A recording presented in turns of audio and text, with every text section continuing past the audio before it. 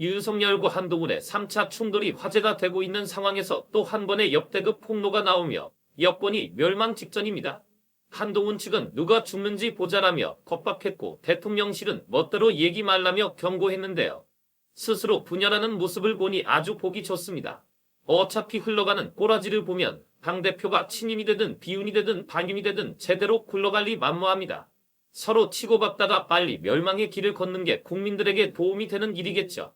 이런 상황에서 한동훈의 2차 폭탄 발언이 나와 엄청난 화제인데 서로에게 직접적으로 목에 칼을 겨누는 형국으로 흘러가고 있습니다. 윤석열도 김건희도 한동훈도 멀리 안 나갈 겁니다. 영상 시청 전 구독과 좋아요 부탁드립니다. 8일 광주에서 열린 국민의힘 당대회 첫 합동연설회에는 예상대로였습니다. 한동훈은 이번 전당대회 과정에서 윤석열과의 갈등설, 김건희 문제에 대한 무시 논란 등 자신에게 배신자 프레임을 씌우는 경쟁 후보와 친윤 진영을 향해 작심 발언을 쏟아냈습니다. 반면 친윤 진영의 지지를 받는 원희룡은 한동훈과 윤석열의 불편한 관계를 부각하며 당정 원팀을 만들겠다고 내세웠습니다. 이날 4명의 당대표 후보 가운데 두 번째로 연설에 나선 한동훈은 혹시 우리 지금 분열하고 있지 않나라며 진흙탕 싸움으로 번진 전당대회를 우려했는데요. 그러면서 이어 당 내부 싸움이 아닌 거대 야당에 맞서 싸울 것임을 전했습니다. 그는 거대 야당의 폭주에 마치 숙제하듯이 싸우고 지는 것을 반복하면서도 할 것은 다 했다고 체념하는 것이 아니라 국민의힘 정치인 모두가 몸살이지 않고 일당백처럼 싸우게 하겠다고 했습니다. 2조 심판론 내세웠다가 총선에서 대패를 하고도 아직도 저런 말을 하고 있다니 참 한심합니다. 마지막 연사로 나선 원희룡은 대통령 지지율 26%, 국민의힘 지지율 33% 이대로는 희망이 없다면서 이대로 가면 다음 지방선거, 대선 이길 수 없다. 정말 이러다 다 죽는다며 윤석열 정부와 당의 공동위기론을 언급했습니다.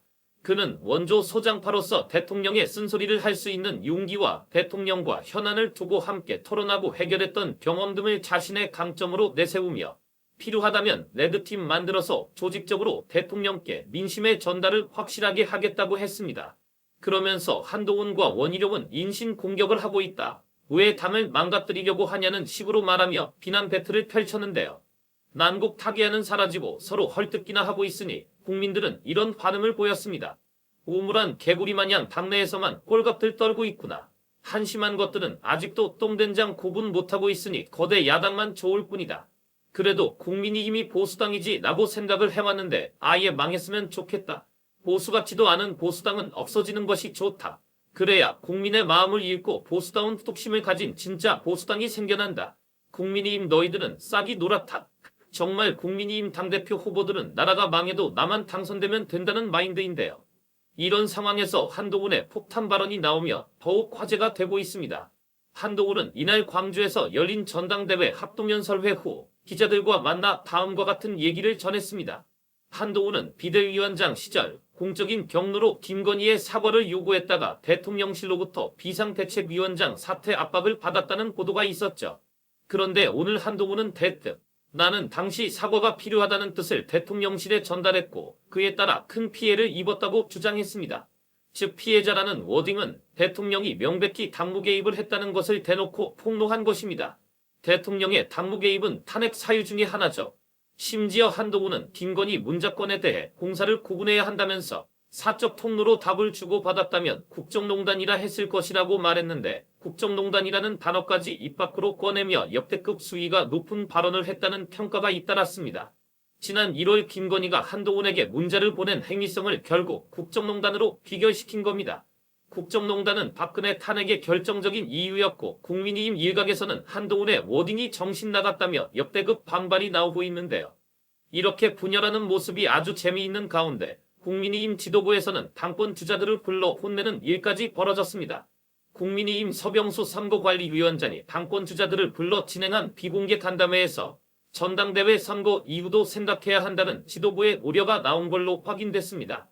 당권주자 4명이 모두 참석한 비공개 간담회에서 국민의힘 황우여 비상대책위원장은 후보들에게 선거 끝난 이후에 대해서도 생각하라고 경고했습니다. 서병수 선거관리위원장은 최근 발생하고 있는 이슈로 선관위가 난처하다며 캠프가 노고 가는 이야기까지도 조심해달라고 주의를 준 것으로 전해졌습니다.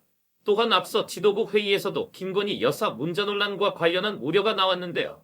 추경호 원내대표는 비대위 전체 외에 전 티타임에서 향후 있을 TV 토론 등에서 가급적 김 여사 문자 관련 공방은 자제하도록 해야 하는 것 아니냐는 말을 한 것으로 전해졌고, 이 자리에선 원외당협 위원장 줄 세우기는 부적절하지만 특정 이슈를 둘러싼 자유로운 공방 기회는 보장해야 한다는 반박도 제기된 것으로 알려졌습니다. 그러면서 비대위는 대통령실의 전당대회 개입 주장에 대해선 있을 수 없는 일이라며 선을 그었지만, 이미 윤석열과 김건희는 사면 초과의 상황에 놓이게 됐는데, 역대급 추진력을 보여주고 있는 민주당은 이 기회를 놓치지 않고 윤석열을 탄핵시키기 위한 준비를 마치고 있습니다. 국회 법제사법위원회가 윤석열 탄핵소추안 발의를 요구하는 국회 국민동의 청원과 관련해 청문회를 추진하기로 했는데요. 그런데 민주당은 김건희와 그의 모친 최은순을 청문회 증인으로 부르는 역대급 방안을 검토 중이라는 게 전해졌습니다. 정말 22대 국회의 민주당의 추진력과 효능감은 대박입니다. 법사위는 8일 윤석열 대통령 탄핵소추안 즉각 발의 요청에 관한 청원과 이와 관련한 청문회 실시 계획서 채택 등이 9일 오후 열리는 전체회 안건이라고 공지했습니다. 윤석열의 최상병 순직 사건 외압 의혹, 김건희 명품 가방 수수 등을 이유로 윤석열의 탄핵소추안을 발의해달라는 이 청원은 지난달 20일 공개돼 사흘 만에 상임위 회복 기준인 5만 명 이상 동의를 받았습니다. 이날 오후엔 동의자가 130만 명을 넘었습니다. 9일 전체회의에선 이 청원을 상정해 대체 토론을 하고 19일과 26일 두 차례 청문회 실시 계획서와 증인을 채택할 예정입니다. 증인으로는 최상병 순직 사건 수사 외압 의혹과 김건희 여사 명품 가방 수수 사건 관계자들이 대거 채택될 전망입니다. 이에 따라 19일에 윤성근 전 해병대 수사단장 등 지난달 21일 최상병 특검법 입법 청문회에 증인으로 출석했던 이들은 26일에 이동혁 대통령 기록관장과 대통령실 국민권익위원회 관계자 등을 증인으로 부를 예정입니다. 국민의힘 일각에서는 민주당이 탄핵하듯 남발하고 있다고 비판하고 있는데, 애초에 그 원인은 윤석열 정부의 독조 아니겠습니까? 윤석열은 왜 총선에서 심판을 받았는지 아직도 모르는 듯하고 이젠 국민의 눈치도 보지 않고 있는데 탄핵 말고 무슨 방법이 있을까요? 진작에 국민들의 요구였던 최상병 특검과 김건희 특검을 받았으면 적어도 이 사태까지는 오지 않았을 것입니다. 그런데 윤석열은 국민을 철저히 무시하고 있고 심지어 최근에는 방송을 흉기로 만든 이진숙 후보자를 방통위원장으로 내세웠습니다. 더 이상 국민들이 피해를 보지 않도록 하루빨리 시원시원한 소식이 전해지길 기원합니다.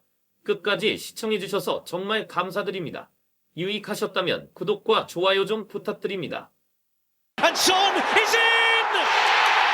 What a strike! He's done it again! He's